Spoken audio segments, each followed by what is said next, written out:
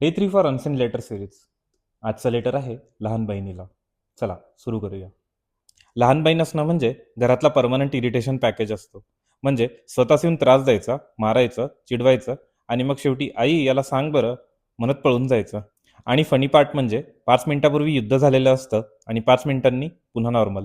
पण खरं सांगू तुला मी कायम चिडवत आलो, तू सापडलेली आहेस, तुला कचराकुंडीतून उचलून आणलंय. पण आतून नेहमी माहीत होतं घरातली सगळ्यात क्लोज व्यक्ती तूच आहेस.